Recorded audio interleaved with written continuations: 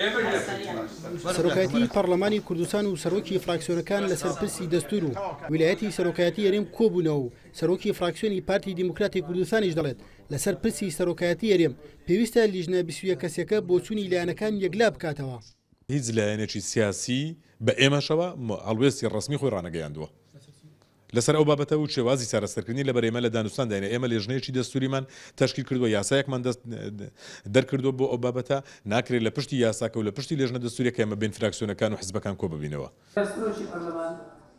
لە کۆبوونەوەکەی سەرۆکایەتی پەرلەمانی کوردستان و فراکسیۆنەکاندا بازدا کۆبوونەوەی داهاتووی لیژنە 21 کەسەکەی پەرلەمانی کوردستان کرا. بڕیارە لە کۆبوونەوەی سبەینێدا سەرۆک و جێبور و وتەبێژ بۆ لیژنەکە دابنرێت و سەرۆکی فراکسیۆنی گۆرانیش ئاماژە بەوە دەکات کە دەبێت پەرلەمانی کوردستان بکرێت با شوێنی یەکلاکردنەوەی پرسە یاساییەکان. فراکسیۆنەکانی پەرلەمانی کوردستان لەگەڵ حیزبەکانی خۆیان پەیوەندی بکەن بۆ ئەوەی ڕاو سەرنج و تەنانەت پرۆژەش ئەگەر هەبێ بۆ چۆنەتی مامەڵەکردن لەگەڵ دەستور چۆن تاوا بکرێت لە ماوەی یاسایی خۆیدا یاخود چۆنەتی مامەڵەکردن لەگەڵ مەسەلەی تاوابوونی ویلایەتی سەرۆکی هەرێم بۆیە لەو ڕوانگەوە ئێمە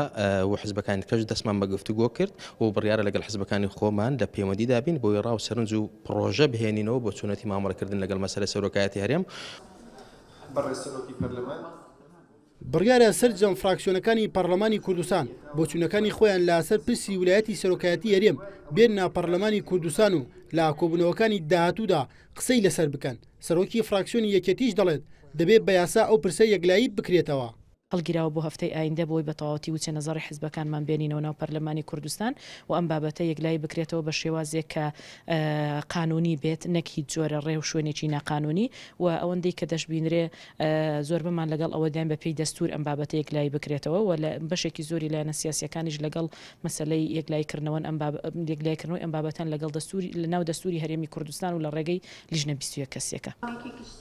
لەبارەی یەککورسیەکەی لیژنە 21 کەسەکەی پەرلەمانی کوردستان کە بۆ چوار لایەنە سیاسیەکە دانرابوو لە کۆبوونەوەکەدا داوایان لەو چوار لایەنە کردووە ئەندامیان بۆ ئەو کورسیت دابنێن ئەگەر نا بەپی بەرکەوتی کورسی پەرلەمانی مامەڵە لەگەڵ ئەو کورسیش دەکەن و سەرۆکی فراکسیۆنی کۆمەڵیش دەڵێت ئەگەر بەپی بەرکەوتی پەرلەمانی بێت ئەو کورسیە مافی کۆمەڵی ئیسلامیە. ڕێی حزبەکانیان پێبێتن دەربارەی سەرۆکایەتی هەرێم و برادرانی پارتیش ڕاشکاوانەتر بێنە سەرخەت قسە بکەن لەگەڵ لایەنە سیاسیەکان بەدائیلیان و پێشنیاریان چییە و بۆی کە ئەو پرسە هەمومان کۆ کاتەوە پەرش و بڵاومان نەکات. ویلایەتی سەرۆکی هەرێم لە 19 مانگی ئابدا کۆتایی دێت و لە ئێستاشدا لایەنە سیاسیەکان سەرقاڵی گفتوگۆکردنن لەسەر هەموارکردنەوەی دەستور و یاسای سەرۆکایەتی هەرێمی کوردستان. هێرشقادرێن ئارتی هەولێر.